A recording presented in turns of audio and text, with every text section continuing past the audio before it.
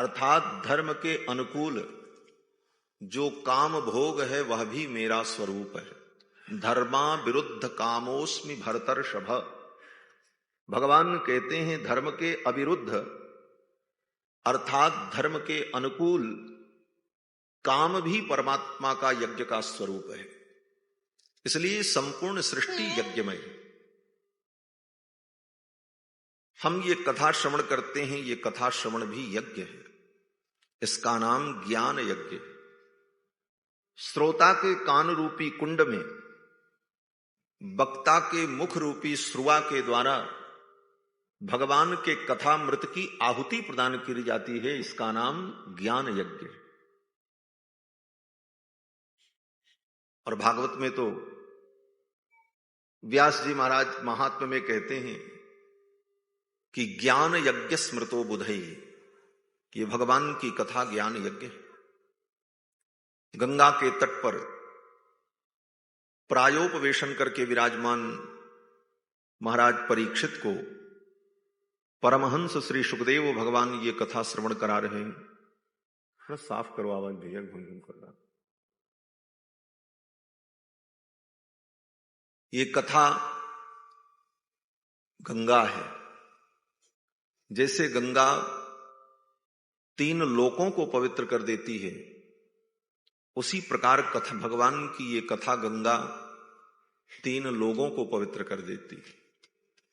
वक्तारम पृच्छकम सोत्रिस्तत्पाद सलिलम यथा, ये भगवान की कथा गंगा वक्ता को पवित्र कर देती है, सुनने वाले श्रोता को पवित्र कर देती है और पूछने वाले प्रश्नकर्ता को पवित्र कर देती है। वक्तारम पृच्छकम सोत्रिस्तत्पाद सलिलम यथा।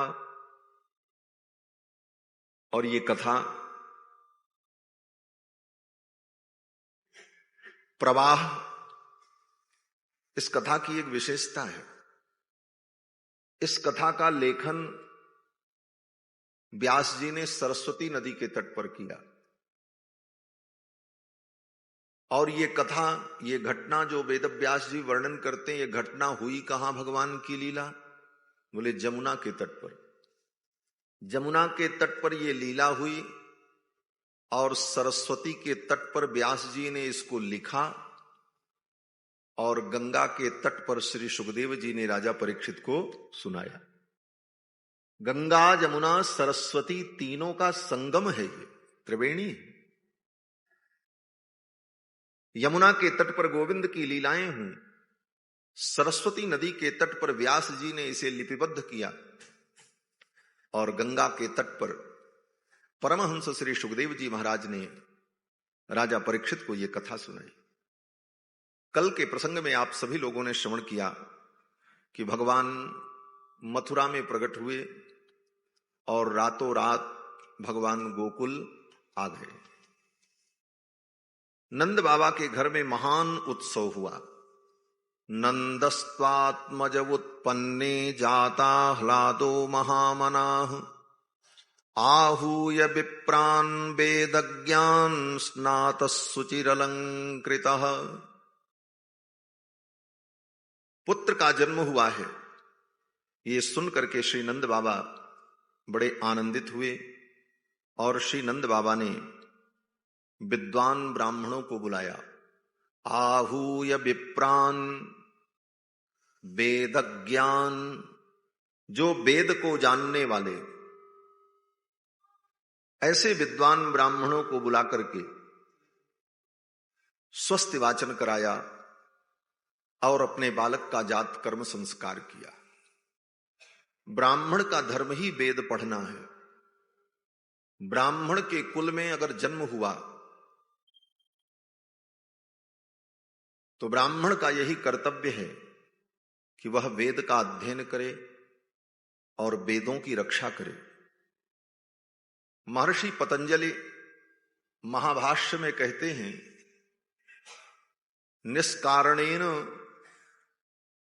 निष्कारण ब्राह्मण को अंगों के सहित वेद का अध्ययन करना चाहिए। निष्कारणो धर्मः षडंगो वेदो ध्येयो गेयश्च। महर्षि पतंजलि कहते हैं कि ब्राह्मण को निष्कारण अंगों के सहित वेद का अध्ययन करना चाहिए। निष्कारण का मतलब वेद पढ़ने पर हमें रोटी मिलेगी कि नहीं मिलेगी, हमारा जीवन चलेगा कि नहीं चलेगा, इन सारे विषयों का विचार त्याग करके अपना कर्तव्य समझ करके ब्राह्मण को वेद का अध्ययन करना चाहिए। क्योंकि संपूर्ण धर्म की रक्षा का, धर्म के विस्तार का और लोगों में धर्म प्रतिष्ठित हो, इसका दायित्व ब्राह्मण के ऊपर है।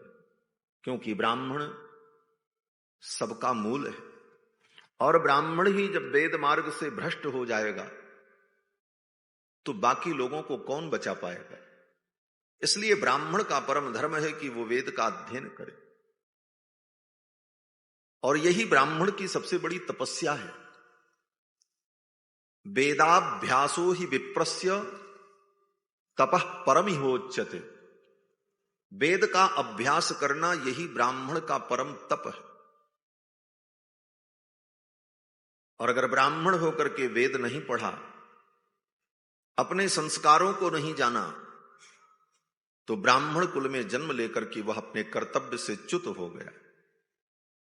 श्री नंद बाबा ने वेद के विद्वान ब्राह्मणों को बुला करके आहूय विप्रान वेदज्ञान स्नातः सुचिरलंकृतः, ब्राह्मणों के द्वारा स्वस्ति वाचन कराया।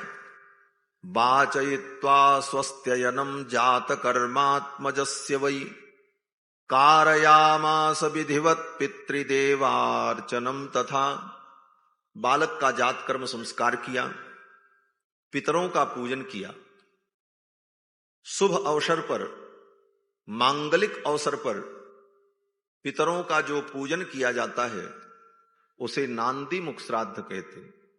नांदी मुख श्राद्ध किया और ब्राह्मणों को, आए हुए लोगों को खूब उपहार भेंट किया।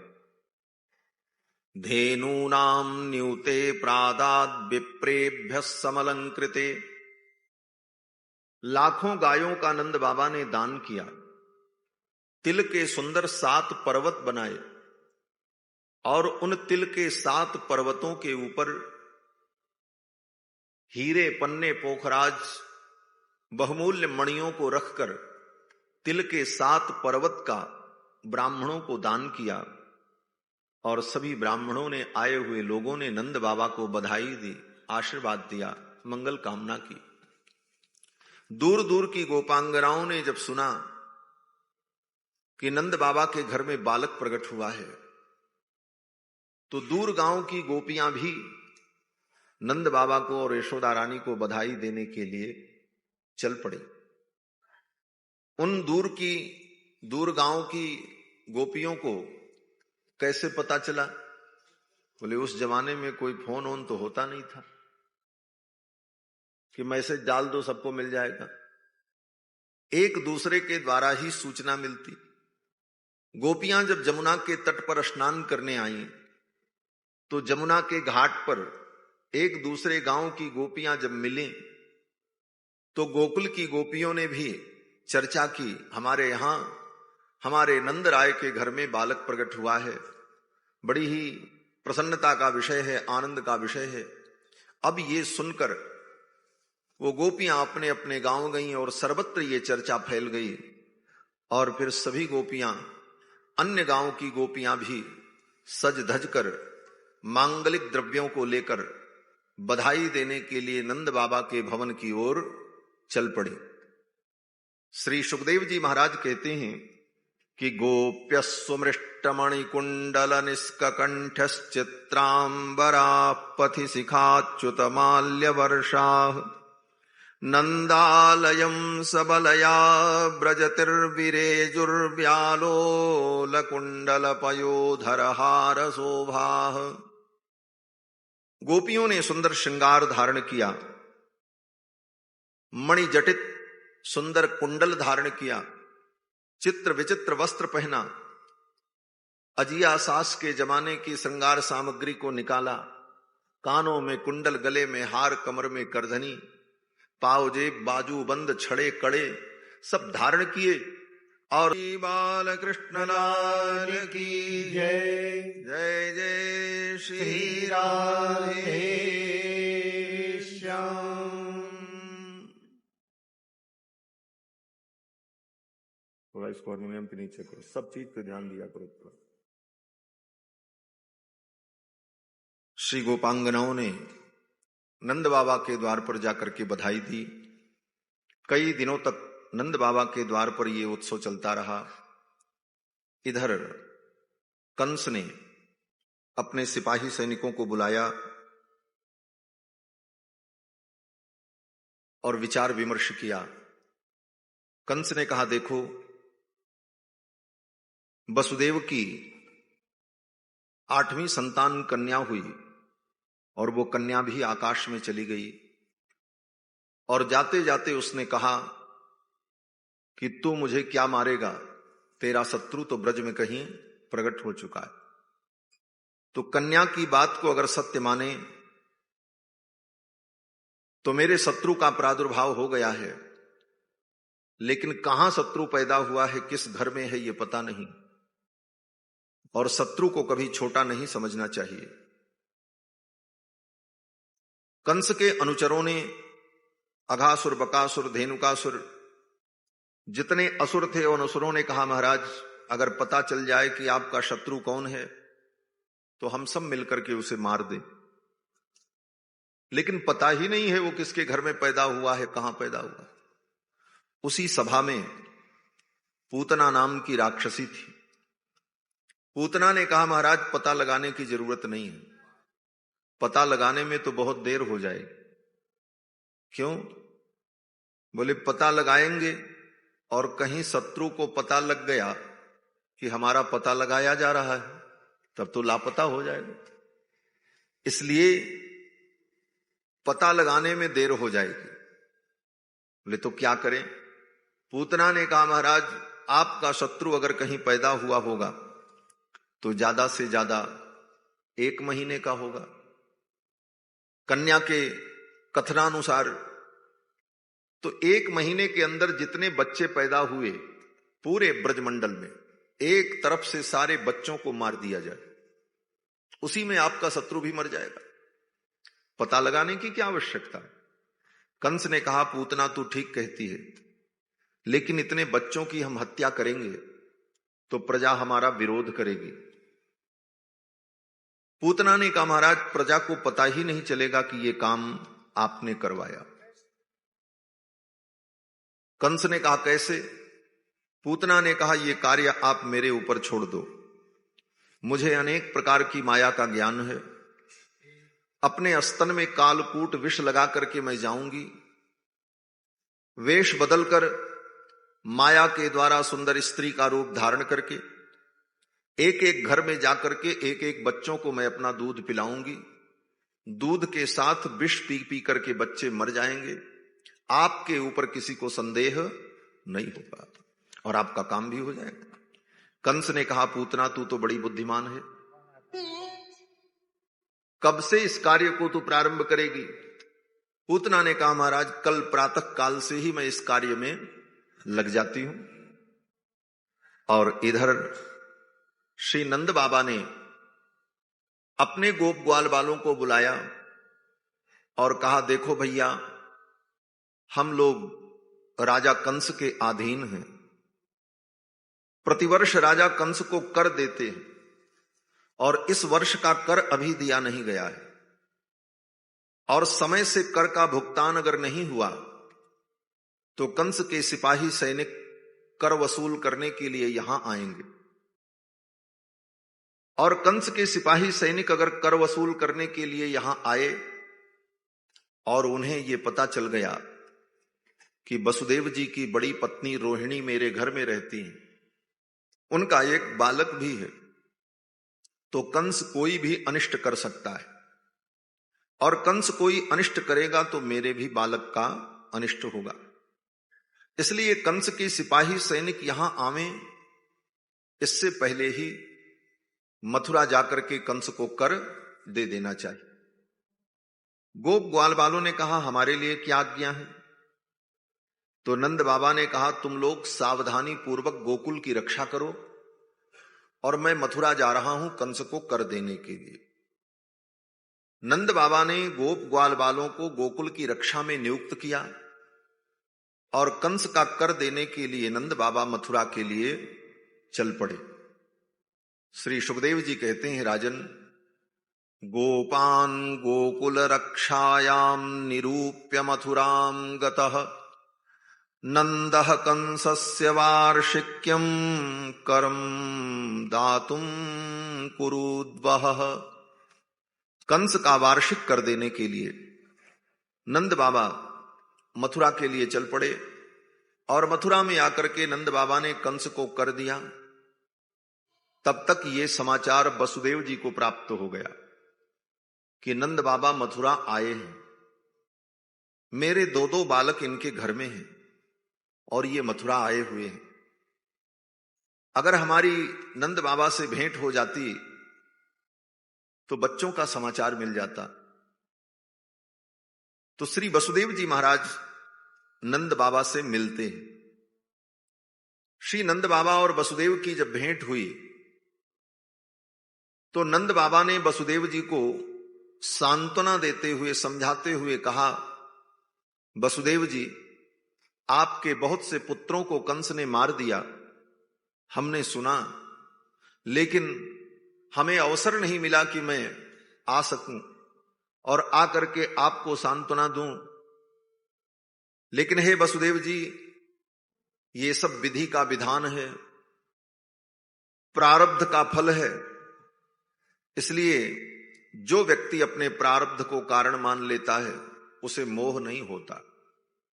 नंद बाबा ने वसुदेव जी को समझाया कि अहो ते देवकी पुत्राः कंसेन बहवो हताः। देवकी के बहुत से पुत्र को कंस ने मार दिया। एका वशिष्ठा वरजा कन्या सापि दिवंगता। एक कन्या बची थी, वो भी दिवंगता, आकाश में चली गई। हे वसुदेव जी, जो व्यक्ति दुख की परिस्थिति में, विपरीत परिस्थिति में अपने प्रारब्ध को अथवा अपने पूर्वकृत कर्म को कारण मान लेता है उसका मोह समाप्त हो जाता है, उसे धैर्य प्राप्त होता है, उसे शांति मिलती है। अदृष्टमात्मनस्तत्वम यो वेद न समुह्यति। क्योंकि सुख दुख का कारण अदृष्ट है। हम अदृष्ट को नहीं देख पाते और दृष्ट को देखकर उसी को कारण मान लेते। किसी व्यक्ति ने ऐसा आचरण किया कि हमको दुख हुआ, तो ये दुख क्यों हुआ? ये दुख उस व्यक्ति के कारण नहीं हुआ। व्यक्ति तो दृष्ट है, वो दिख रहा है, लेकिन जो दिख नहीं रहा है कारण वो है। क्या दिख नहीं रहा है? बोले हमारे जो कर्म है, पाप पुण्य, वो दिख नहीं रहे, लेकिन वास्तव में हमारे कर्मों का फल मिल रहा है हमें। इस बात को जो समझ लेता है कि अदृष्टमात्मनस्तत्वम यो वेद न समुह्यति, उसे मोह नहीं होता, वो धैर्य को धारण करता है। नंद बाबा तो ये ज्ञान विज्ञान की बातें वसुदेव जी को सुना रहे थे, लेकिन वसुदेव जी को ये सब अच्छा नहीं लग रहा था। वसुदेव जी सोच रहे थे, इनको देखो, मेरे दो दो बालक इनके घर में, और ये अपना घर छोड़ करके यहां घूम रहे हैं और मुझको प्रवचन सुना रहे हैं। कहीं मेरे बालकों का अनिष्ट न हो जाए, कहीं मेरे बालकों के ऊपर कोई विपत्ति ना आ जाए। ये सोच करके वसुदेव जी व्याकुल होने लगे और वसुदेव जी ने तुरंत नंद बाबा से कहा कि अब आप जल्दी से गोकुल चले जाओ। करो वै वार्षिको दत्तो राज्ञे दृष्टा वयंच वह। आपने राजा कंस का वार्षिक कर दे दिया और हमारी आपकी मुलाकात भी हो गई। करो वै वार्षिको दत्तो राज्ञे दृष्टा वयंच वह, और हमारी आपकी भेंट भी हो गई। अब यहां रुकना ठीक नहीं है। नेहस्थेयम बहुतिथम संत्युत्पाताश्च गोकुले।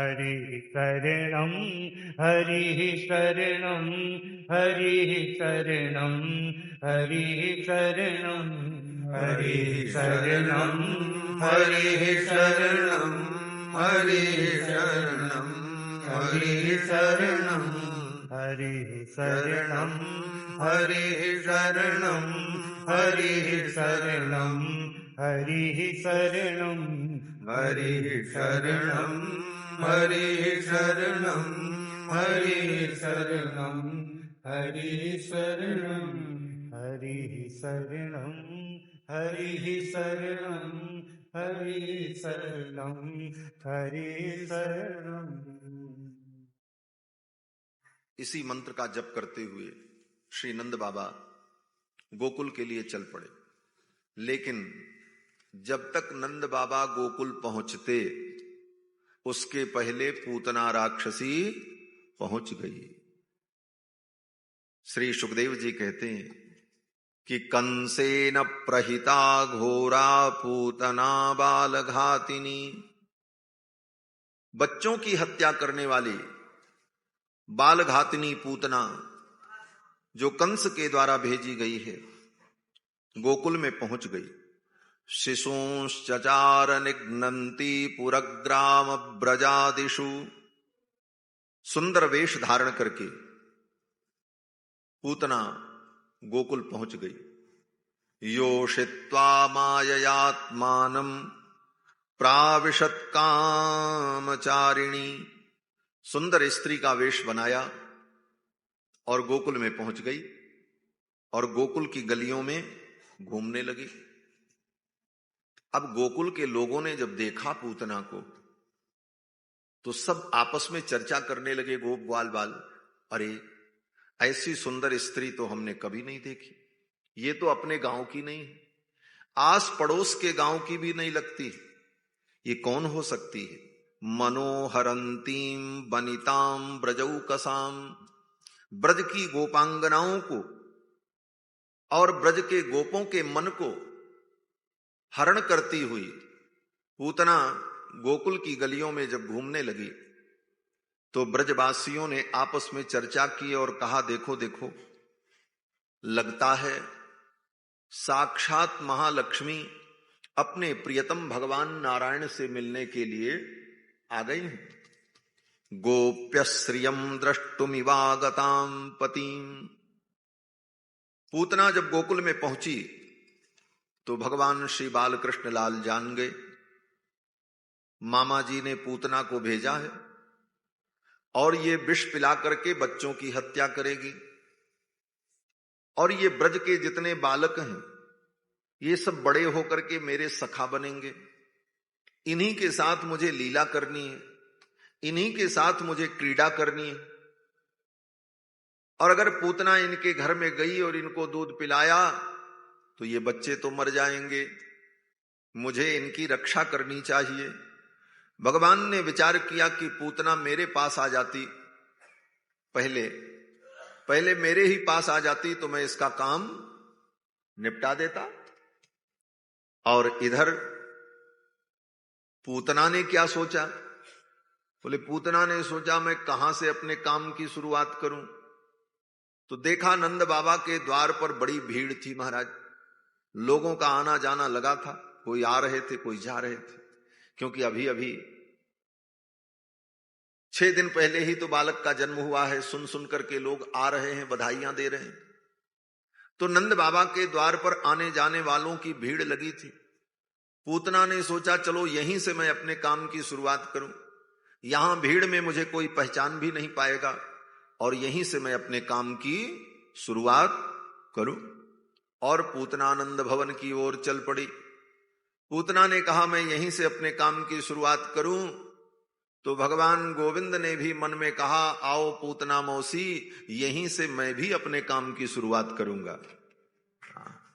भगवान का काम क्या है, बोले परित्राणाय साधूनाम विनाशाय च दुष्कृताम धर्म संस्थापनार्थाय संभवामि युगे युगे। दुष्टों के संहार के लिए, सज्जनों के परित्राण के लिए ही तो भगवान का अवतार हुआ। भगवान ने कहा आओ पूतना मौसी, यहीं से मैं भी अपने काम की शुरुआत करता हूं। तब तक पूतना आ गई। पूतना ने जब नंद भवन में प्रवेश किया तो पालना में लेटे हुए भगवान बाल कृष्णलाल ने अपनी आंखें बंद कर ली। पूतना के आते ही भगवान ने अपनी आंखों को बंद कर लिया। सुखदेव जी कहते हैं कि विबुध्यताम बालकमारिकाग्रहम चराचरात्मा सनिमीलिते क्षणः।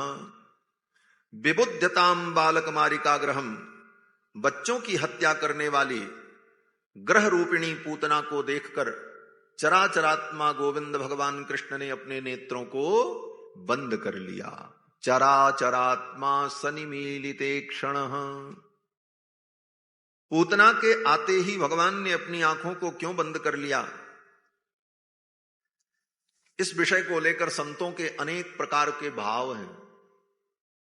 एक भाव तो यह है कि भगवान ने अपनी आंखों को इसलिए बंद कर लिया कि भगवान के नेत्र में करुणा और कृपा का निवास है। भगवान के नेत्र में करुणा और दया का वास है। भगवान ने सोचा अगर पूतना को मैं देखूंगा तो कहीं मुझे दया आ गई इसके ऊपर, तो फिर इसका वध कैसे होगा, और इसका वध आवश्यक है। इसलिए भगवान ने अपने करुणा और कृपा के द्वार को बंद कर दिया। भगवान के नेत्र जो करुणा और कृपा के द्वार हैं उसको बंद कर दिया। भगवान ने आंखें बंद कर ली। विबुध्यताम बालकमारिकाग्रहम चराचरात्मा सनिमीलिते क्षणः। और दूसरा भाव यह है कि भगवान ने सोचा सवेरे सवेरे ये आ गई पापिनी, और पापिनी का मुख देखना भी पाप है। ऐसी पापिनी का मुख मैं क्या देखूं? लोग कहते हैं ना, पापी व्यक्ति का तो मुख भी नहीं देखना चाहिए। तो भगवान ने भी सोचा ऐसी पापिनी का मुख क्या देखें, इसलिए भगवान ने अपने नेत्रों को बंद कर लिया। भगवान ने इसलिए भी नेत्रों को बंद कर लिया कि भगवान ने सोचा ये पूतना आई है, दूध भी पिलाएगी और साथ में जहर भी पिलाएगी, दोनों पिलाएगी। दूध तो पिलाती है मां, और जहर कौन पिलाता है? बोले विष पिलाने वाला शत्रु होता है। तो ये विष भी पिलाएगी और दूध भी पिलाएगी, तो मैं इसको माता की गति प्रदान करूं कि इसको शत्रु की गति प्रदान करूं, ये विचार करने के लिए भगवान ने अपनी आंखों को बंद कर लिया। जैसे किसी गंभीर विषय पर विचार करना होता है तो व्यक्ति आंख बंद करके चिंतन करता है, उसी प्रकार भगवान भी आंख बंद करके चिंतन करने लगे कि पूतना को मैं माता की गति प्रदान करूं कि शत्रु की गति प्रदान करूं। विबुध्यताम बालकमारिकाग्रहम चराचरात्मा सनिमीलिते क्षणः। एक भाव यह भी है कि भगवान ने सोचा लीला में पूतना का दूध तो मुझे पीना ही पड़ेगा, लेकिन इस राक्षसी का हम दूध पिएं, इस पापिनी का दूध मैं पीऊं? पीने का मन नहीं है भगवान का, लेकिन अब लीला तो करनी पड़ेगी। और जब काम करने का मन न हो और जबरदस्ती कोई काम किसी से कराया जाए तो व्यक्ति क्या करता है? बोले व्यक्ति कहता है चलो इच्छा तो नहीं थी ऐसा करने की, लेकिन अब आंख बंद करके कर ही देते हैं। तो भगवान ने भी सोचा आंख बंद करके इस काम को निपटा दें, और भगवान ने अपने नेत्रों को बंद कर लिया। विबुध्यताम बालकमारिकाग्रहम चराचरात्मा सनिमीलिते क्षणः। एक संत का भाव है कि भगवान ने आंखें बंद की और आंखें बंद करके भगवान ध्यान करने लगे। किसका ध्यान करने लगे? बोले श्री भगवान पशुपतिनाथ का ध्यान करने लगे। और ध्यान करके भगवान गोविंद कृष्ण ने कहा भोलेनाथ से, भोले बाबा विष पीना आपका काम है और दूध पीना हमारा काम है, और आज ये पूतना विष पिलाने आई है और दूध पिलाने भी आई है। ये भंडारा कर रही है, दूध का भंडारा और विष का भंडारा। तो ऐसा करो कि आप भी आ जाओ, विष विष आप पी लेना और दूध दूध मैं पी लूंगा, हम दोनों का काम चल जाएगा। आप भी चले आओ, इस लीला में सम्मिलित हो जाओ। एक भाव यह भी है कि भगवान ने आंख बंद करके संकल्प वार्ता में भगवान शंकर से मानो वार्ता की। क्या वार्ता की? बोले भोलेनाथ, विष तो आप पीते हो, लेकिन किस कला से आप विष पीते हो कि विष का आपके ऊपर असर नहीं होता? तो जरा वो कला मुझे भी बता दो, क्योंकि आज तो मुझे भी विष पीना पड़ रहा है। इसलिए भगवान ने मानो अपने नेत्रों को बंद कर लिया। और एक भाव यह भी है कि भगवान पूतना को देखते, भगवान पूतना पर अपनी दृष्टि डालते, लेकिन पूतना ने कपट किया, बनावटी वेश बनाया। जो उसका वास्तविक स्वरूप था उस स्वरूप में वो नहीं आई। अपने वास्तविक स्वरूप में आती तो भगवान उसे देखते, लेकिन उसने कपट किया, भगवान से बनावट की। और भगवान को कपट अच्छा नहीं लगता। भगवान कहते हैं, निर्मल मन जन सो मोहि पावा, मोहि कपट छल छिद्र न भावा। कपट भगवान को अच्छा नहीं लगता। और पूतना ने भगवान से कपट किया, अपने वास्तविक स्वरूप को छिपाया और बनावटी वेश बना करके भगवान के सामने आई। भगवान से कपट नहीं करना चाहिए। आप जैसे हो उसी प्रकार भगवान के सामने आ जाओ, ठाकुर तुम्हें स्वीकार कर लेंगे। लाख गलतियां हो तुम्हारे अंदर, सारे दुर्गुण भरे हों, लेकिन बनावटी काम मत करो। सहज भाव से आ जाओ, भगवान से कह दो, प्रभु मैं पापी हूं, लाखों दोष मेरे अंदर हैं। भगवान कहते हैं, तुम्हारी ये सच्चाई, तुम्हारी ये सरलता ही मुझको प्रिय है, बनावट मुझे प्रिय नहीं। पूतना ने बनावट की, कपट किया, इसलिए भगवान ने पूतना पर दृष्टिपात नहीं किया। पूतना आई और भगवान गोविंद को अपनी गोद में उठा लिया। पूतना ने जब भगवान को उठाया तो यशोदा रानी और रोहिणी दोनों देख रही थी, लेकिन किसी ने पूतना को रोका नहीं। रोकने का साहस नहीं हुआ। क्यों नहीं रोक पाई? कोई अपरिचित महिला आपके घर में आ जाए और आपके बच्चे को गोद में उठा ले और अपना दूध पिलाने लग जाए, तो कर्तव्य तो यही है, भाई पूछो तुम कौन हो, कहां से आई हो, क्यों उठा लिया मेरे बच्चे को? लेकिन यशोदा रानी और रोहिणी रोक नहीं पाई। क्यों नहीं रोक पाई? तो सुखदेव जी उत्तर देते हैं कि बरस्त्रियम तत्प्रभया च धर्षिते निरीक्षमाणे जननी ह्यतिष्ठताम।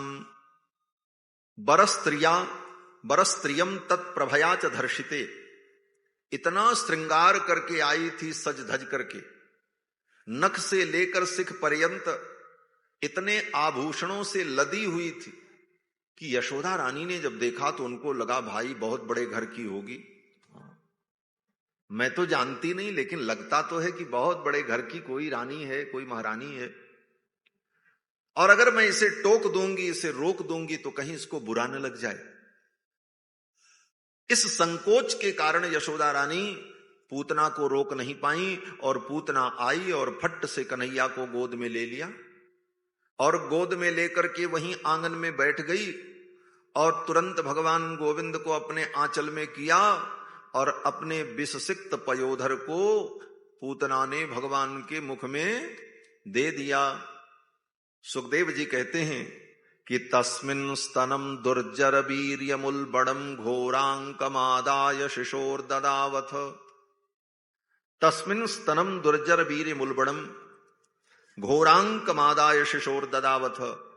गोद में लेकर पूतना ने अपने विष से बुझे हुए पयोधर को गोविंद के मुख में दे दिया। तो भगवान ने क्या किया? बोले भगवान ने भी अपने नन्हे नन्हे हाथ से पूतना के पयोधर को पकड़ लिया। सुखदेव जी कहते हैं कि गाढ़म कराभ्याम भगवान प्रपीड्य तत्। भगवान ने कस करके पूतना के पयोधर को पकड़ लिया। गाढ़म कराभ्याम भगवान प्रपीड्य तत् प्राणैः समम रोष समन्वितोपिबत। और रोष से समन्वित होकर भगवान पूतना के दूध के सहित उसके प्राण को भी पीने लगे। अब भगवान ने जब पकड़ा पूतना को, और पूतना का दूध पीते पीते भगवान उसके प्राण को भी जब पीने लगे, प्राण को भी खींचने लगे, तब पूतना को पीड़ा होने लगी। पूतना थोड़ा कसमसाने लगी। थोड़ी देर तक तो पूतना ने सहन किया, लेकिन जब सहन नहीं हुआ तब पूतना चिल्लाने लगी। सा मुंच मुंचालमिति प्रभाषिणी, चिल्लाने लगी, अरे मुंच मुंच छोड़ दे छोड़ दे। सा मुंच मुंचालमिति प्रभाषिणी निष्पीड्यमानाखिल जीव मर्मिणी। पूतना के मर्म मर्म फटने लगे और पूतना चिल्लाने लगी, अरे छोड़ दे छोड़ दे, अरे पूत ना, अरे पूत ना, अरे बेटा बस अब छोड़ दे। लेकिन भगवान नहीं छोड़ते। भगवान ने तो पहले ही कस करके पकड़ लिया था पूतना को। गाढ़म कराभ्याम भगवान प्रपीड्य तत्, भगवान जानते थे कि जब मैं इसके प्राण को पीऊंगा तो ये भागेगी, अगर ये भाग गई तो इसका उद्धार कैसे होगा। इसलिए भगवान ने कस करके पूतना को पहले ही पकड़ लिया। गाढ़म कराभ्याम भगवान प्रपीड्य तत् प्राणैः समं रोष समन्वितो पिबत। पूतना कहने लगी, छोड़ दे मुंच मुंच। तो मानो भगवान कहते हैं, अरे पूतना मौसी, हम किसी को पकड़ते नहीं, और पकड़ लें तो फिर बैकुंठ पहुंचाए बिना छोड़ते नहीं। भगवान जल्दी किसी को पकड़ते नहीं। हाँ, और भगवान पकड़ लें तो उनकी पकड़ बड़ी मजबूत है। हम आप भगवान को पकड़ें तो छूटने का डर है, लेकिन भगवान ही हमको पकड़ लें तो छूटने का कोई डर नहीं। इसी को वेदांत में मरकट न्याय और मार्जार न्याय कहा जाता है। मरकट न्याय क्या है, मार्जार न्याय क्या है? बोले मरकट माने बंदर, बंदर को कहते हैं मरकट। और बंदर का बच्चा जो होता है, आपने देखा होगा, बंदर का बच्चा अपनी मां को पकड़े रहता है, और जब वो अपनी मां को कस करके पकड़े रहता है तो मां क्या करती है? बोले एक पेड़ से दूसरे पेड़ पर कूद जाती है। बच्चा कूद करके उतनी दूर नहीं जा सकता, लेकिन मां को पकड़े रहता है तो मां के साथ वो बच्चा भी वहां चला जाता है। लेकिन अगर बच्चे ने ठीक से नहीं पकड़ा है मां को, तो मां तो कूद करके उस डाली से दूसरी डाली पर चली जाएगी और बच्चा तो गिर जाएगा। तो जिम्मेदारी किसकी है? बोले बच्चे की जिम्मेदारी है, वो ठीक से पकड़े रहे। अगर वो चूक गया तो गलती उसकी है, मां की कोई गलती नहीं। यह है मरकट न्याय। और मार्जार न्याय क्या है? बोले बिल्ली का न्याय। बिल्ली को मार्जार कहते हैं। बिल्ली का बच्चा अपने मां को नहीं पकड़ता, मां ही अपने दांतों से अपने बच्चे को पकड़ करके जहां ले जाना होता है वहां लेकर के चली जाती है। जिन दांतों से मां अपने बच्चे को पकड़ती है, उन्हीं दांतों से चूहे को पकड़ती है तो चूहे का राम नाम सत्य हो जाता है। और अपने सुकुमार बच्चे को, नवजात शिशु को, वो बिल्ली अपने उन्हीं दांतों से पकड़ती है तो बच्चे को थोड़ी भी पीड़ा नहीं होती और सुखपूर्वक अपने बच्चे को सुरक्षित स्थान तक लेकर के चली जाती है। अगर रास्ते में बच्चा छूट जाए तो जिम्मेदारी बच्चे की नहीं है, उस मां की होती है, मां ने ठीक से नहीं पकड़ा। इसी को शास्त्र में मरकट न्याय और मार्जार न्याय कहा। जब हम अपने ज्ञान के द्वारा, अपनी भक्ति के द्वारा, अपनी उपासना के द्वारा, अपने योग बल के द्वारा भगवान को पकड़ते हैं तो ये मरकट न्याय है।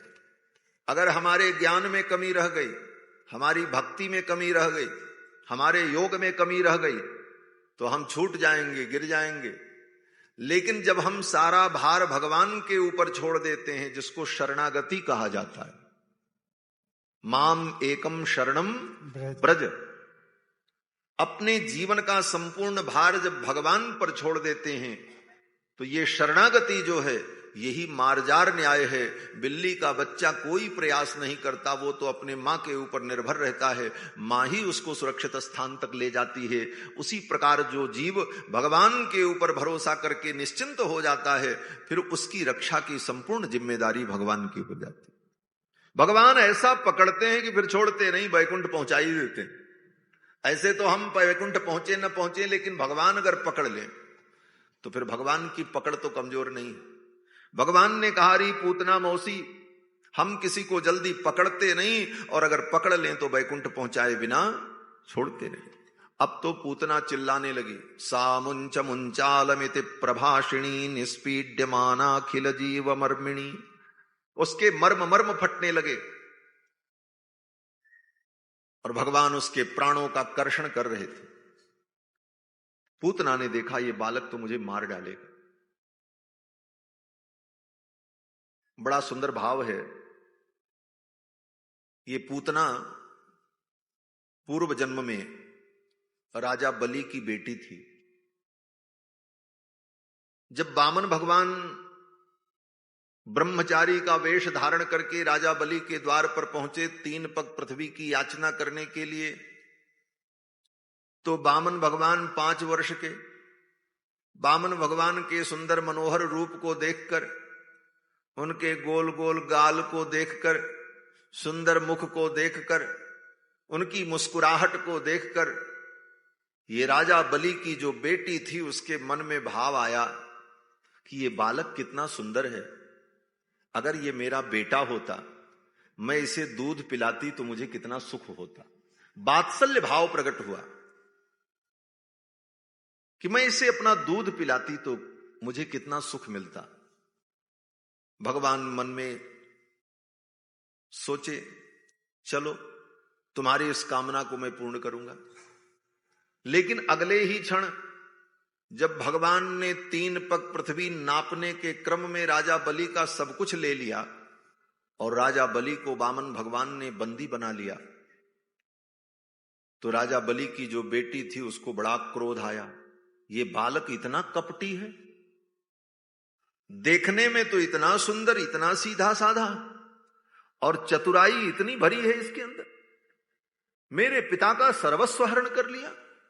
अगर ये मेरा ही बेटा क्यों न होता तो ऐसे बेटे को मैं जहर पिला देती, अपने स्तन में दूध लगा करके पिला देती और इसे मार देती। भगवान ने कहा, चिंता मत करो, तुम्हारी ये भी कामना मैं पूर्ण करूंगा। आज उसकी दोनों कामनाओं को पूर्ण करने के लिए भगवान ने ये लीला की।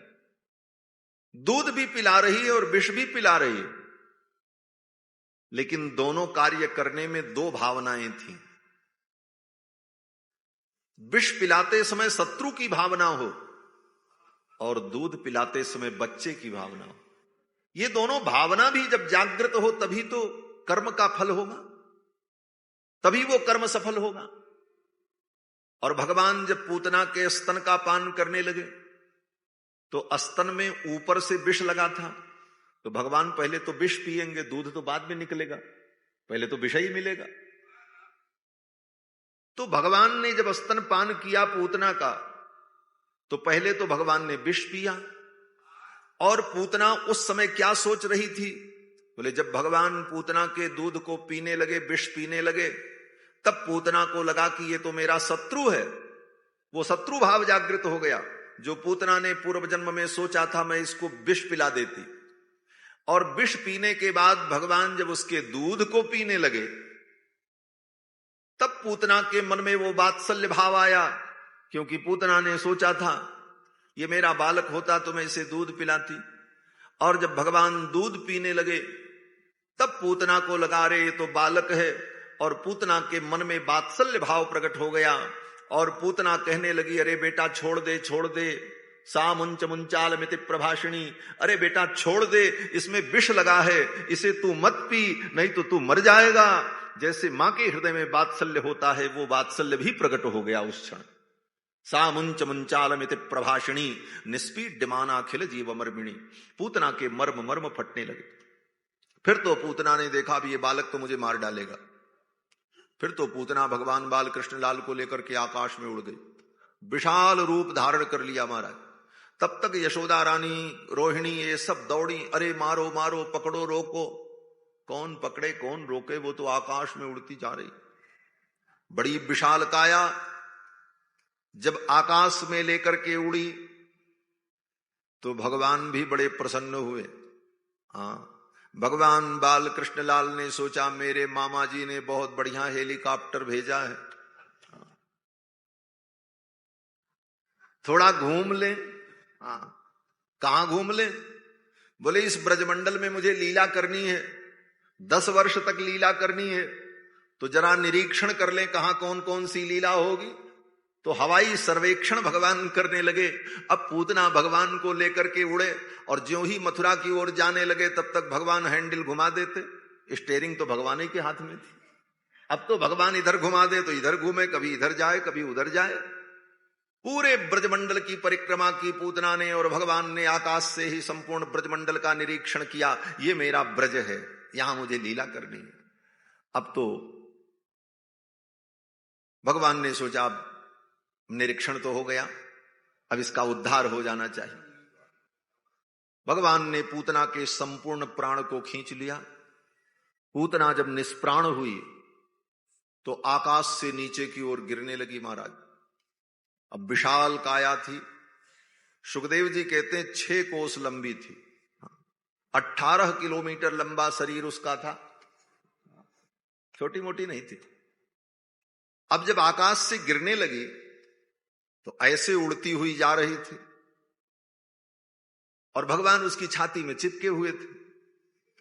जब वो गिरने लगी ऊपर से तो भगवान ने देखा अरे ये नीचे गिरेगी, मैं तो दब जाऊंगा, ये इतनी बड़ी पूतना मेरे ऊपर, मैं तो नीचे दब जाऊंगा। तो भगवान ने तुरंत पूतना को उल्टा कर दिया, पीठ के बल कर दिया। और पूतना जब पीठ के बल गिरी ऊपर से धड़ाम से नीचे, तो 6 कोस के अंदर जितने वृक्ष थे, जितने बड़े बड़े पेड़ थे, सब नष्ट हो गए। सुखदेव जी कहते हैं राजन पतमानोपि तद्देह स्त्री गव्योत्यंतर द्रुमान चूर्णयामास राजेंद्र महदासी तदद्भुतम। पूतना जब आकाश से गिरी तो 6 कोस के अंदर जितने वृक्ष थे सब चूर चूर हो गए और पूतना पीठ के बल गिरी धम्म से, और उसी की छाती पर भगवान खेल रहे थे। अब तो गोप ग्वाल बाल पहुंचे दौड़ते हुए और जाकर के पूतना के चारों तरफ ढूंढा, देखा कन्हैया कहां है, कन्हैया कहां है। 6 कोस की पूतना की परिक्रमा की चारों तरफ से, लेकिन कहीं कन्हैया दिखाई नहीं पड़े। अब छोटी मोटी तो पूतना थी नहीं, 6 कोस लंबी। चारों तरफ से घूम घाम करके गोप ग्वाल बाल आ गए और कहीं कन्हैया दिखाई नहीं पड़े। क्यों? बोले कन्हैया कृष्ण तो पूतना की छाती पर थे। बोले क्यों नहीं दिखे? बोले इसलिए नहीं दिखे, आप सोचो 18 किलोमीटर लंबा कोई आदमी हो और वो जमीन पर लेट जाए तो उसके पेट की ऊंचाई भी कम से कम 15 मंजिले मकान के बराबर तो होगी, इससे कम क्या होगी? उसी अनुपात में तो उसके पेट की ऊंचाई भी होगी। 18 किलोमीटर लंबा आदमी हो और सो जाए जमीन पर तो उसके छाती की ऊंचाई तो कम से कम 15 मंजिला मकान के बराबर। और 15 मंजिल मकान के ऊपर कोई बच्चा बैठा हो तो सड़क पे चलने वालों को क्या दिखे? चारों तरफ से देख करके सब आ गए, कहीं कन्हैया नहीं दिखे। सबने कहा चलो इसकी छाती पर कृष्ण होंगे, चलो। अब कैसे जाएं उसकी छाती पे? अब तो महाराज बांस बल्ली बड़ी बड़ी लकड़ियां ला करके और फिर पूतना के शरीर का आरोहण किया और पूतना के पेट पर चढ़ करके जब गए तो महाराज देखा पूतना का पेट क्या था महाराज, एयरपोर्ट का वो, जैसे एयरपोर्ट पर हवाई जहाज उड़ता है तो पट्टी बनी रहती है, ऐसी लंबी चौड़ी। जाकर के गोप ग्वाल वालों ने देखा पूतना के उत्तुंग पयोधर पर्वत शिखर के समान और दोनों स्तनों के मध्य में भगवान गोविंद बाल कृष्णलाल खेल रहे थे, क्रीड़ा कर रहे थे। जाकर के गोप ग्वाल वालों ने भगवान को गोद में उठा लिया, लेकर के आए और मैया यशोदा को दिया। मैया यशोदा ने अपने लाला को उलट पलट करके देखा, कहीं चोट तो नहीं लगी, कहीं खरोच तो नहीं लगी। भगवान के शरीर में एक खरोच भी नहीं लगी थी, लेकिन मैया के मन में बड़ा भय व्याप्त हो गया। यशोदा रानी और रोहिणी दोनों माताओं ने कहा आपस में, चलो दीदी इसे स्नान कराते हैं, राक्षसी ने इसे छू दिया है, अब इसे डर लगेगा, दूध नहीं पिएगा, इसे नींद नहीं आएगी, चलो कोई उपाय करते। फिर तो दोनों माताओं ने मिलकर के भगवान बाल कृष्णलाल को स्नान कराया। किस चीज से स्नान कराया? सुखदेव जी कहते हैं गाय के मूत्र से स्नान करें। गोमूत्रेण स्नापयित्वा पुनर्गोरजसार्भकम। गाय के मूत्र से भगवान को स्नान कराया और गाय के चरण की जो मिट्टी, गौशाला की मिट्टी, उस मिट्टी को लेकर कन्हैया के पूरे शरीर में मल मल करके और फिर जमुना जल से स्नान कराया। और इसके बाद यशोदा रानी ने इतना गाय का गोबर लिया और कन्हैया को गोद में लेकर के बैठ गईं। और दोनों माताएं, मां यशोदा और मां रोहिणी, गाय का गोबर लेकर कन्हैया के एक एक अंग में गाय के गोबर का टीका लगाने लगी। मत्थे पर लगाया, गाल पर लगाया, कान पे लगाया, छाती में लगाया, पैर में, हाथ में, सब जगह। और भगवान का एक एक नाम लेकर के, मंत्र पढ़ करके भगवान की रक्षा करने लगे। रक्षाम चक्रुश्च सकृता द्वादशांगेषु नामभिः। थोड़ा थोड़ा आगे बढ़ जाओ, पीछे जो बैठे उनको भी जगह मिल जाएगी। बोलो श्री सीता रामचंद्र भगवान की जय। 2 बार भगवान नाम संकीर्तन कर लें।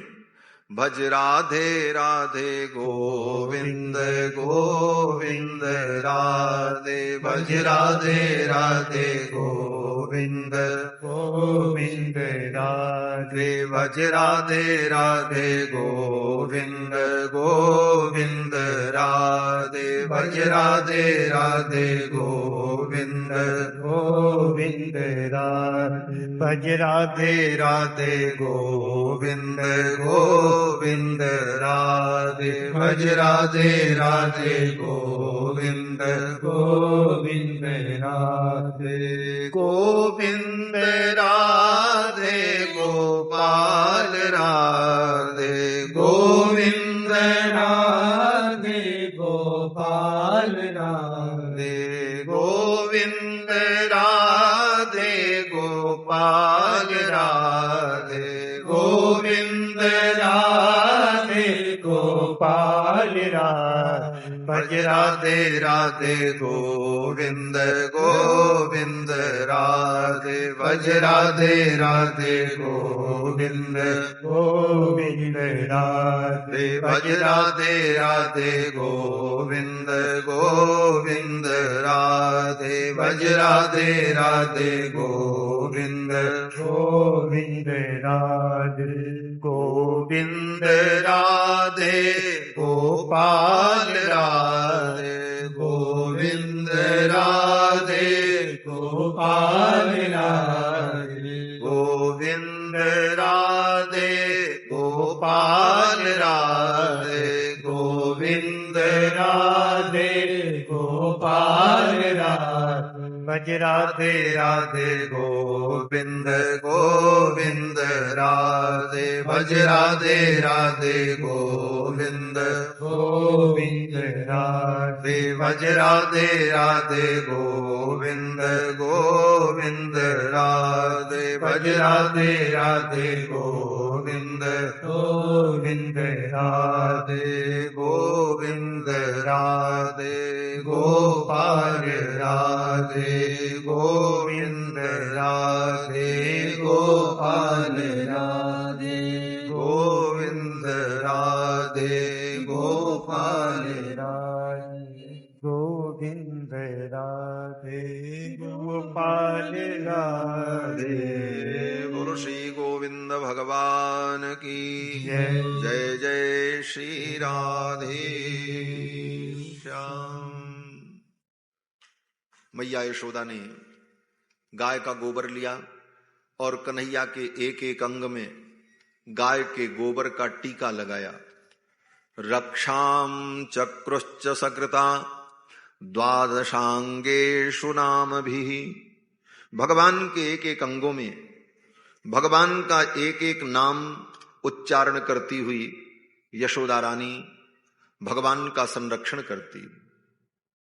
यशोदा जी कहती हैं कि इंद्रियाणि हृषीकेशः प्राणान्नारायणोऽवतु।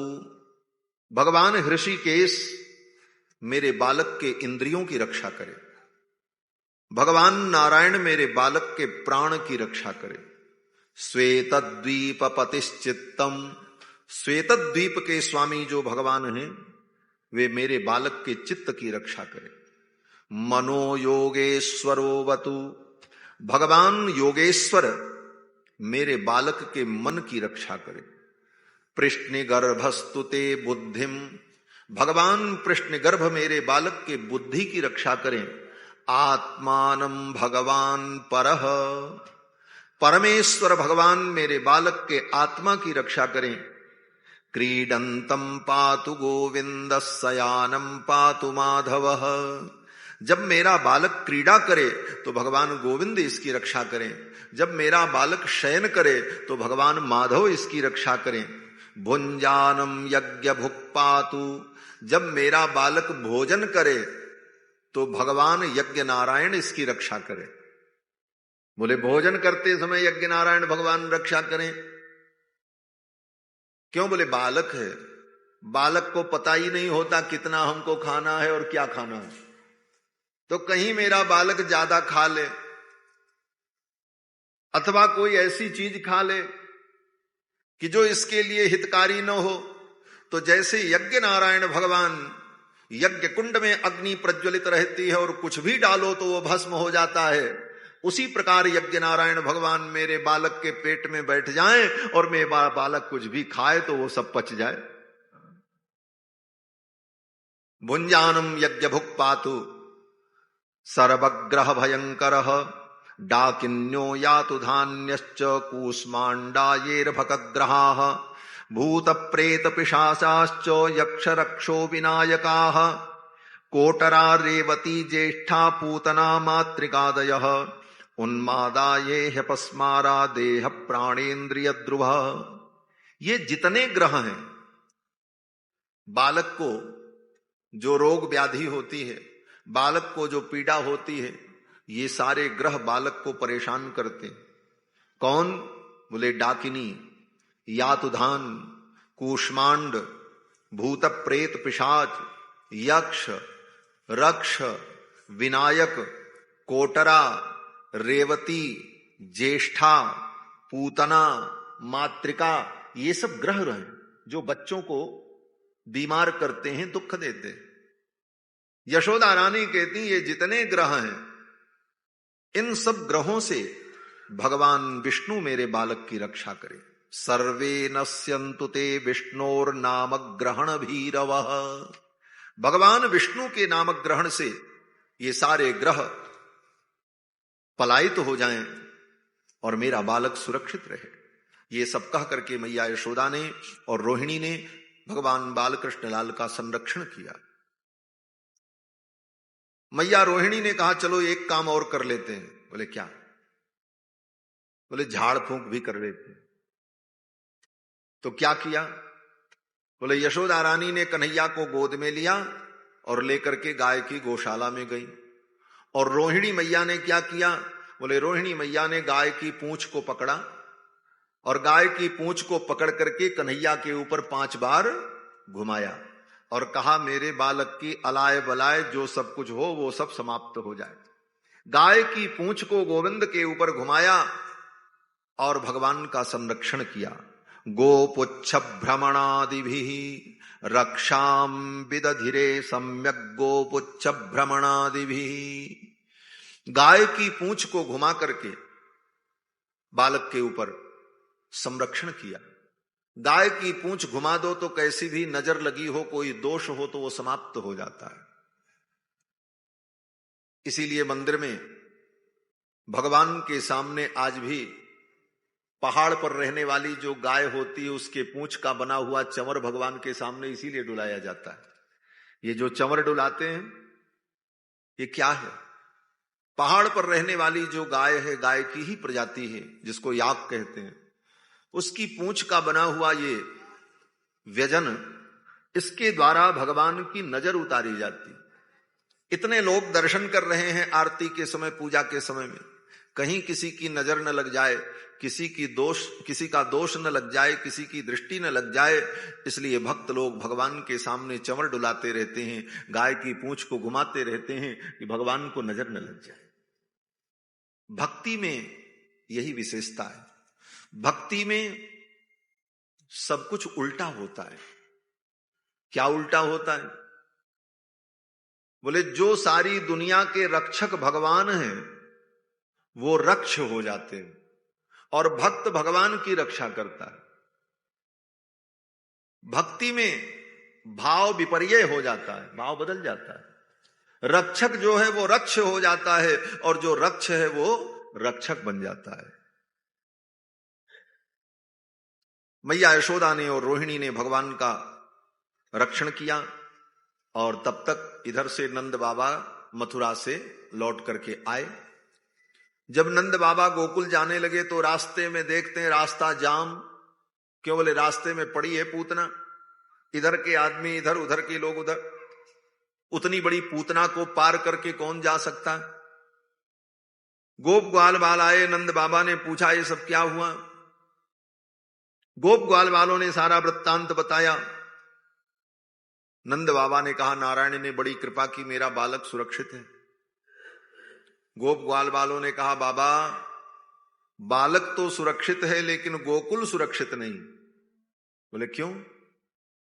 गोप ग्वाल बालों ने कहा महाराज ये इतनी बड़ी पूतना, इसका अगर अंतिम संस्कार नहीं किया गया तो ये यहीं पड़ी रहेगी और इसके शरीर में कई हजार टन मांस होगा।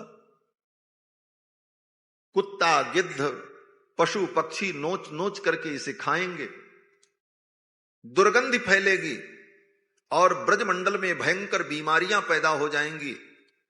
इसका क्या किया जाए, इसका क्या उपाय है? नंद बाबा ने कहा हाँ भैया बात तो तुम ठीक कहते हो, इसको तो उठा करके चिता पर रखना भी असंभव है। दुनिया में कोई इतना बड़ा बुलडोजर भी नहीं बना होगा जो पूतना को उठा करके रख दे चिता पर। आज का विज्ञान भी फेल हो जाता। तब नंद बाबा ने कहा देखो एक काम करो, अपने अपने घर जाओ और अपने अपने घर से कुल्हाड़ी और फरसा लेकर के आओ और पूतना के शरीर को काट काट करके छोटे छोटे टुकड़े करो। ऐसे तो इसको उठाना संभव नहीं है। गोप ग्वाल बाल अपने घर गए और फरसा और कुल्हाड़ी लेकर के आए, धारदार हथियार लेकर के आए और पूतना के शरीर को काटना शुरू किया। कलेवरम परसुभिच्छित्वा तत्ते ब्रजऊ कसह। सुखदेव जी कहते हैं राजन ब्रजवासियों ने पूतना के शरीर के छोटे छोटे टुकड़े कर दिए, फिर उन सारे टुकड़ों को उठाकर जमुना के तट पर रखकर ढेर सारी सूखी लकड़ियों को रखकर पूतना की चिता जला दी। जब पूतना की चिता जलने लगी तो पूतना की चिता से जो धुआं निकला उस धुएं से पूरा ब्रजमंडल महकने लगा, सुगंधित हो गया पूरा ब्रजमंडल। सुखदेव जी कहते हैं राजन दह्यमानस्य देहस्य धूमश्चागुर सौरभ। पूतना के देह के जलने पर जो धुआं निकला उस धुएं से पूरा ब्रजमंडल महकने लगा, सुगंधित हो गया। जैसे किसी ने अगर तगर सुगंधित द्रव्य जलाया हो, धूमश्चागुर सौरभ। जबकि पूतना की चिता में किसी ने चंदन की लकड़ी नहीं डाली थी, पूतना की चिता में किसी ने घी नहीं डाला, पूतना की चिता में किसी ने धूप नहीं डाला, लेकिन पूतना की चिता से ऐसी दिव्य सुगंधी आई, पूरा ब्रजमंडल महमा महमा महकने लगा। राजा परीक्षित कहते हैं गुरुदेव पूतना तो पापिनी थी, उस पापिनी की चिता से ऐसी दिव्य सुगंधी कैसे आई? पूतना लोक बालग्नि राक्षसी रुधिरासना। वो तो राक्षसी थी, बच्चों का खून पीती थी और उसकी चिता से ऐसी सुगंधी। तो सुखदेव जी कहते हैं राजन उत्थित कृष्ण निर्भुक्त सपद्याहत पापमन।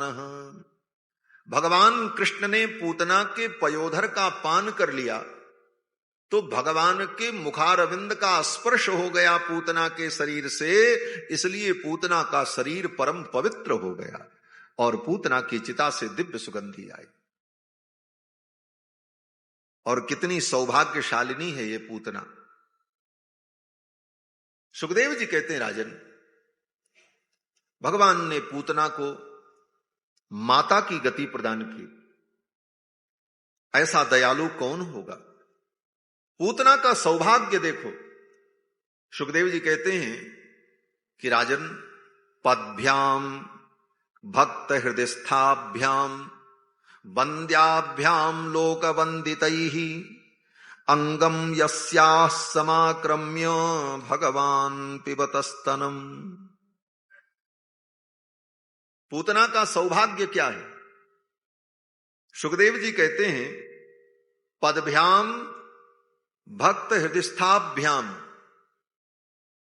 भक्तों के हृदय में भगवान का जो चरण निवास करता है, भगवान के वो चरणारविंद जो भक्तों के हृदय में रहते हैं, भगवान के वो चरणारविंद जिन चरणारविंदों की वंदना ब्रह्मा शंकर इंद्र वरुण कुबेर भी करते हैं, वंदाभ्याम लोक वंदित ही, अपने उन चरणों से अंगम यस्याः समाक्रम्य, अपने उन चरणों से उस पूतना की छाती पर चढ़कर, अंगम यस्याः समाक्रम्य, भगवान अपिबत स्तनम, उस पूतना की छाती पर चढ़कर भगवान दूध पी रहे थे। और जब दूध पी रहे थे तो भगवान के नन्हे नन्हे चरण कहां थे? बोले पूतना के वक्ष पर थे, पूतना के हृदय पर थे। और भगवान दूध पीते समय अपने नन्हे नन्हे पांव को पटक रहे थे। आपने देखा होगा, छोटा बच्चा जब हो और दूध पीने लग जाए, गुटुर गुटुर दूध उसके गले में जब उतरने लगता है, तब उसको जब आनंद आता है तो अपने पैर को धीरे धीरे हिलाता रहता है, मजे लेते रहता है। भगवान भी दूध पीते पीते अपने नन्हे नन्हे पांव को जब हिला रहे थे तो पूतना की छाती पर ही पांव पड़ रहा था बार बार।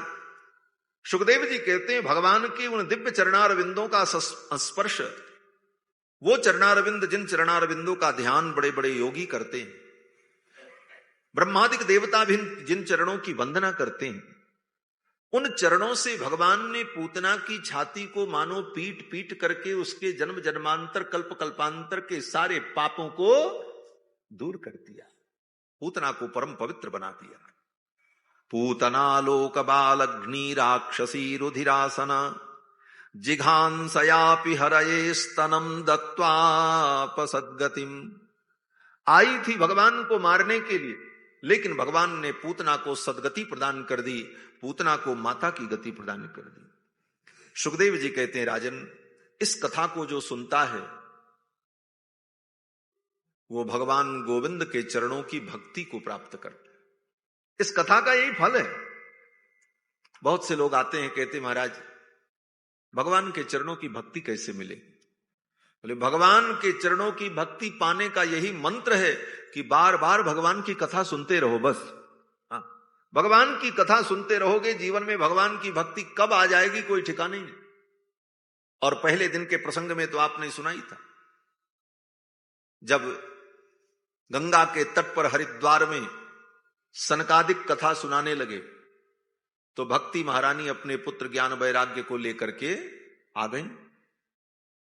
भक्ति महारानी अपने पुत्र ज्ञान वैराग्य को लेकर के आ गई। भक्ति सुतौ तौ तरुणौ गृहीत्वा प्रेमई करूपा सहसा विरासीत। भक्ति महारानी अपने पुत्र ज्ञान वैराग्य को लेकर के आ गई और श्री कृष्ण गोविंद हरे मुरारे नाथेति नामानि मुहुर्वदन्ति। श्री कृष्ण गोविंद हरे मुरारे, हे नाथ नारायण वासुदेव, यही कीर्तन करती हुई भक्ति महारानी अपने पुत्र ज्ञान वैराग्य को लेकर के कथा में आ गई। इस कथा का मतलब क्या है? बोले इसका मतलब यही है कि आप कथा सुनने बैठो, आपको भक्ति के पास नहीं जाना पड़ेगा, भक्ति स्वयं अपने पुत्र ज्ञान वैराग्य को लेकर आपके पास चल करके आ जाए। भक्ति आ जाए, भक्ति अपने पुत्र ज्ञान वैराग्य को लेकर के आ गए। भक्ति सुतौ तौ तरुणौ गृहीत्वा प्रेमैक रूपा सहसा विरासीत। श्री कृष्ण गोविंद हरे मुरारे नाथेति नामानि मुहुर्वदन्ति। और जब भक्ति महारानी ने पूछा कि अब मैं कहां बैठूं, तो सनकादिकों ने कहा निरंतरम वैष्णव मानसानी, ये जितने श्रोता कथा सुन रहे हैं इन श्रोताओं के मन में जाकर के आप बैठ जाओ। और भक्ति महारानी जाकर के उन श्रोताओं के मन में बैठ गई। तो भक्ति पाने का यही विधान है, भगवान की कथा सुनो, ना मन लगे तो जबरदस्ती सुनो, नहीं समझ में आता है फिर भी बैठे रहो।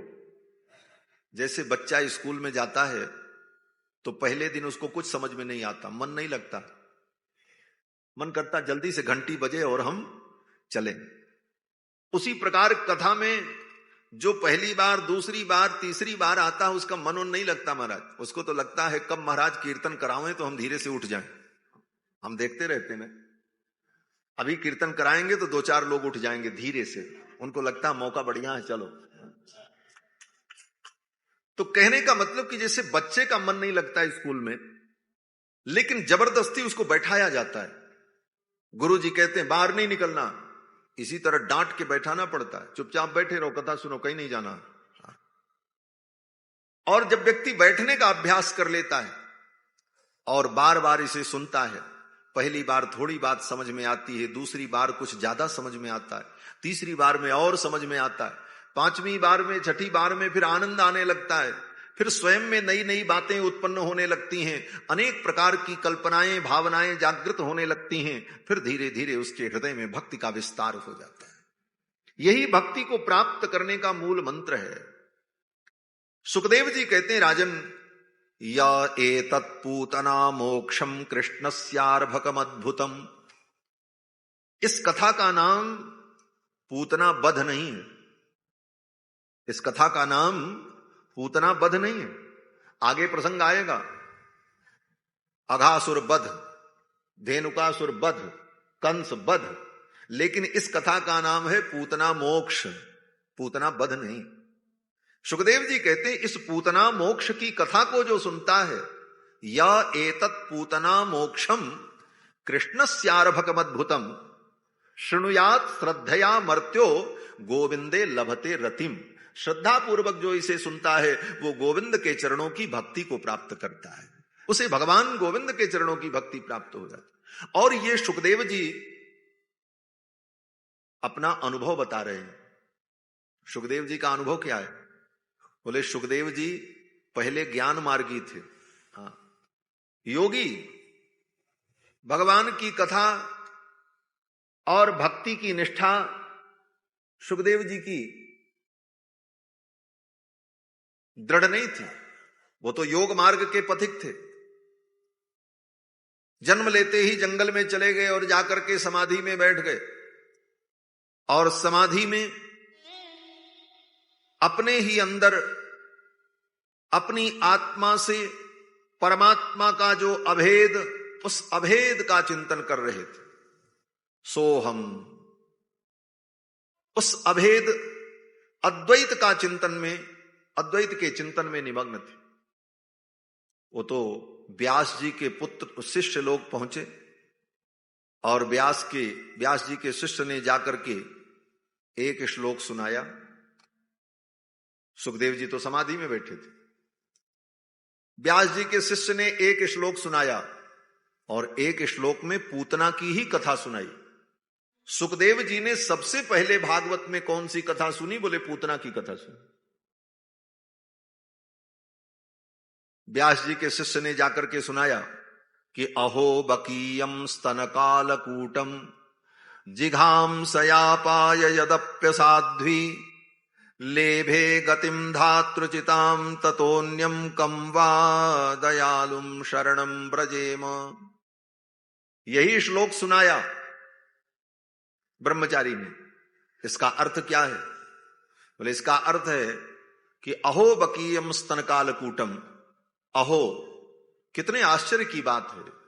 बकीयम, बकासुर की बहन पूतना, अस्तन कालकूटम, अपने स्तन में कालकूट विष लगा करके, जिघाम सया, मारने की इच्छा से, पाय यदप्य साध्वी, भगवान को अपना दूध पिलाया। असाध्वी, जो साध्वी नहीं है, असाध्वी, दुष्टा है, भगवान को मारने आई, लेकिन भगवान ने उस पूतना को माता की गति प्रदान कर दी। लेभे गतिम धातृच्युताम ततोन्यम कमवा दयालुम शरणम ब्रजेम। ऐसे दयालु भगवान को छोड़कर हम किसकी शरण में जाएं? ऐसा दयालु कौन होगा? ये कथा जब व्यास जी के शिष्यों ने सुनाई, एक श्लोक में सुखदेव जी की समाधि छूट गई। सुखदेव जी ने कहा, वो परमात्मा दयालु भी है? हम तो आज तक यही जानते थे वो निर्गुण निर्विकार शुद्ध बुद्ध मुक्त कूटस्थ है, वो तो केवल साक्षी चेता केवलो निर्गुणश्च, वो तो केवल साक्षी